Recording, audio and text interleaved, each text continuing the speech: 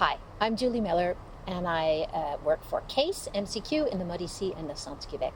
And we're here today in St. James Anglican Cemetery in Trois-Rivières, which is the Old English Protestant Cemetery dating from 1808. And it bears witness to the long-standing presence of the English-speaking community in the region, which actually goes back to the 1760s.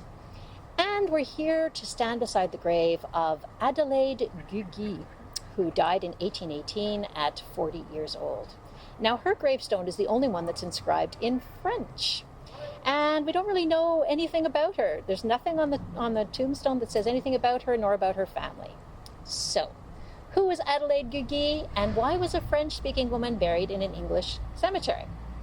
Well, that question is actually quite easy, because Adelaide was from a Swiss Protestant family, and she arrived here in 1795 with her family. She was 17 years old. And you know, back in the day, in the 1700s, 1800s, 1900s, Catholics and Protestants did not mix, not for the important things in life, not for marriage or in death. But when she arrived here, 1795, with her family, it was to claim an inheritance from her uncle Conrad. And the inheritance had a scandalous element to it. But before we talk about Conrad's will and his unusual will, the story of what Adelaide and her family lived before arriving in Trois-Rivières is really quite dramatic and worth the telling. So, Adelaide was the daughter of Chevalier Barthélemy Gugy, who was a high-ranking officer in the Swiss Guard army in France. So the Swiss Guards were charged with guarding the French royal family and the palaces, an important job. They were very highly trained and very highly paid. Now, Adelaide had a younger sister named Amelia, but an older brother, Louis, who was also part of the Swiss Guards. And her mother, Jeanne Tessier de la Tour, was a lady-in-waiting for the queen in the French court. So the family lived in Paris, and the Gugy sisters would have spent time at court, and they would have led a very comfortable life. Then, on August 10th, 1792, armed revolutionaries stormed the Tuileries Palace. And it was a defining moment of the French Revolution, and it led to the abolition of the monarchy. But on that one single day, 600 Swiss Guard soldiers were killed in a bloodbath. All 26 officers were executed, and a further 160 died in prison or by mob justice after that. There were very few survivors.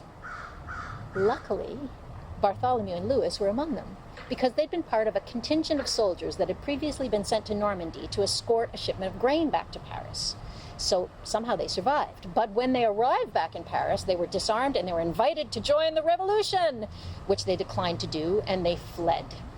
It's said that Colonel Gugy led the remaining Swiss Guard soldiers and their families on a perilous journey to the Swiss border, and they arrived there penniless.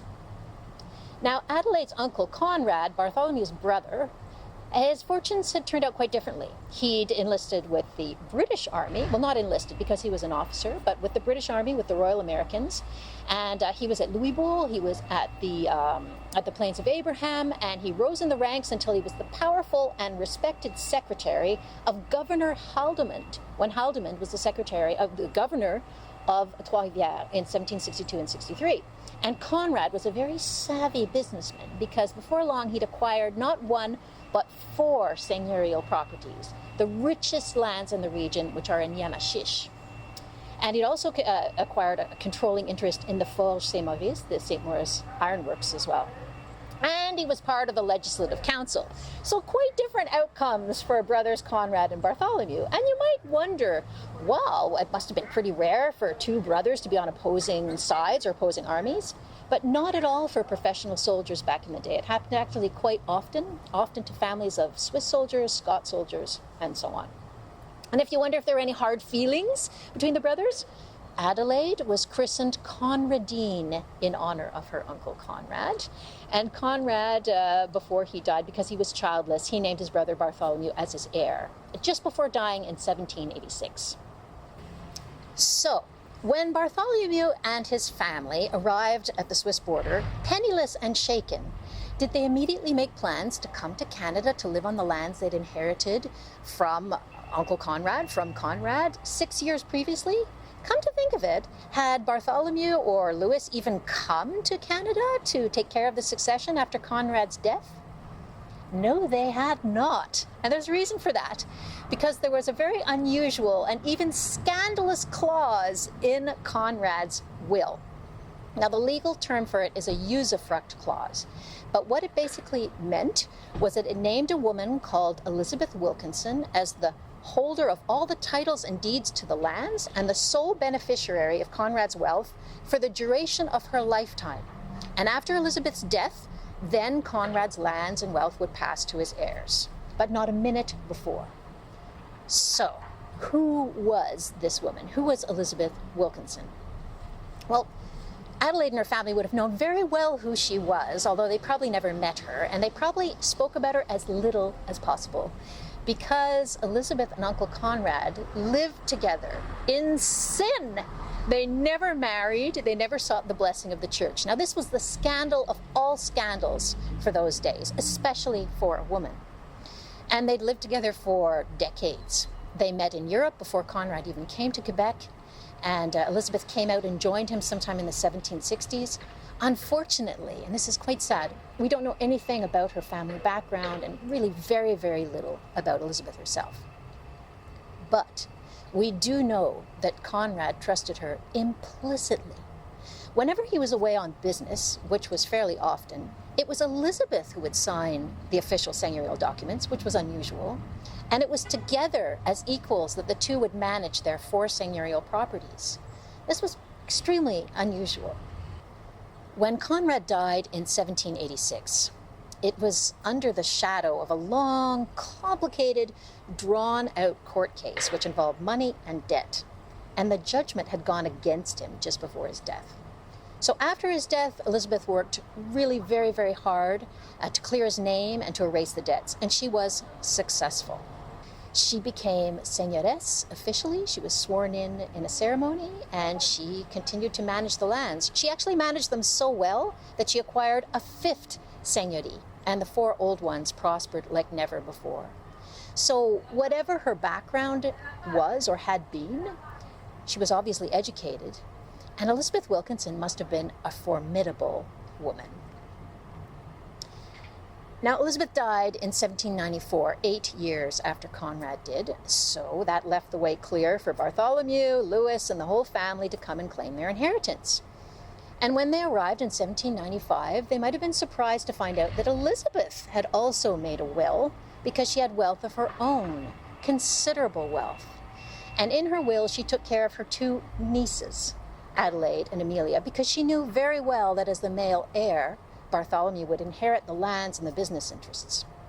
So she left each of the girls £2,000, which in our funds today would be $500,000 each.